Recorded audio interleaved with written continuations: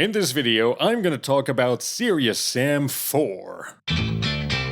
On the menu today is a narrative as old as time itself. Space aliens want to conquer humanity, and you are the hero appointed for the job of rescuing the aforementioned humanity. You will be given guns, you will be given simple objectives, and you will finish off with a glorious final boss at which you can throw everything you got. This one should be pretty simple. Press the left mouse button and refuse to let go until you have completed the level. That is the entire franchise. If you have never played Serious Sam before, the whole point is to give you a bunch of ridiculous weapons and a stock of ammunition, and then throw at you more enemies than you have bullets. It is a brutally straightforward approach to game design, and I am not certain that most people fully comprehend the extent of the brutality at work. If something is said to hit you like a ton of bricks, Serious Sam is more like hitting you with multiple skyscrapers made entirely of concrete. This is how brutal the design philosophy is. It makes sense when looking at the franchise like a tech demo instead of a video game. The gameplay is a very distant secondary concern. The showcase is focused on big expansive landscapes and on putting as many characters in your field of view as possible without transforming your graphics card into an accidental flamethrower. If you take a moment to try and figure out how many third-party games have been made using the Serious engine, you will quickly realize that the technology on display is not exactly playing to a sold-out stadium.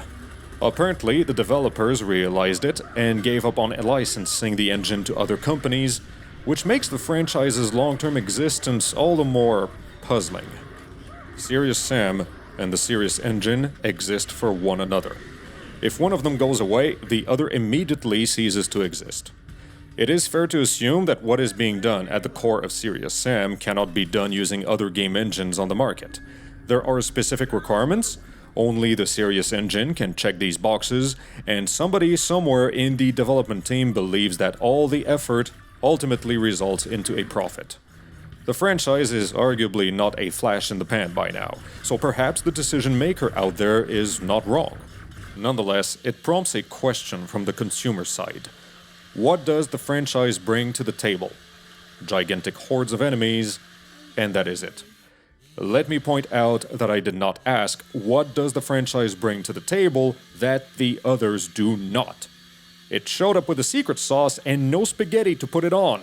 The secret sauce has a ton of merit. The franchise enduring for upwards of 20 years is testament that there is a winning formula at work. I just want to see it join the mainstream a little more. I want to see it evolve into more than the one-trick pony that it is at the moment, and, if nobody is careful enough, until the end of time. The side effect of an overabundance of enemies makes it so the player is almost always on the defensive, and it limits the maneuvering room offered during any given fight. Most of the grand-scale arenas are not a playground so much as they are extra room to run away into when shit inevitably goes south by sideways. What stands up front is not a target-rich environment so much as a certain death if you try to dare the devil just a little too hard. And the threshold can usually be found near ground level. Now, anybody with enough brain cells to not uncontrollably take a shit onto the floor beneath them will have realized that I have spoken about the franchise itself and not about Serious Sam 4 proper. And that is because the latest and greatest changes virtually nothing about the experience. If we want to satisfy the department of actually, fine, there is dual wielding now. Okay, great. It does not do much against the frustrating trial and error approach of having no clue what you are about to be up against, and it is only after getting dismembered that you figure out that you should have used the rocket-propelled chainsaw launcher instead of the quad-barreled laser cannon.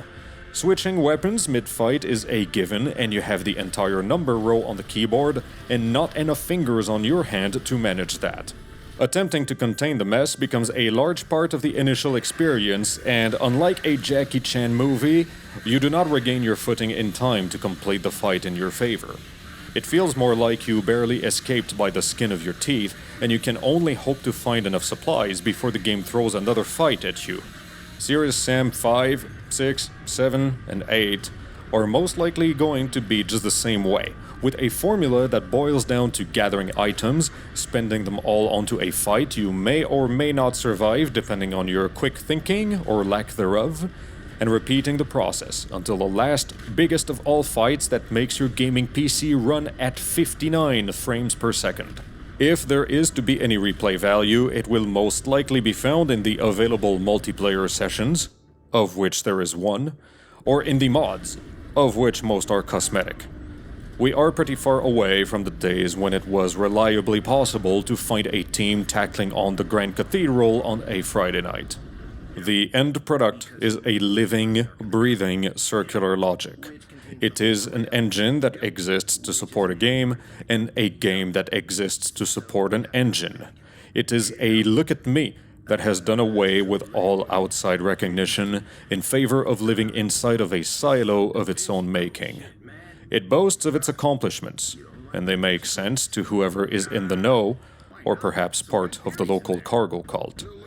But to anybody on the outside, it is a self-awarded medal, and nothing more. Hey, Dick, I guess.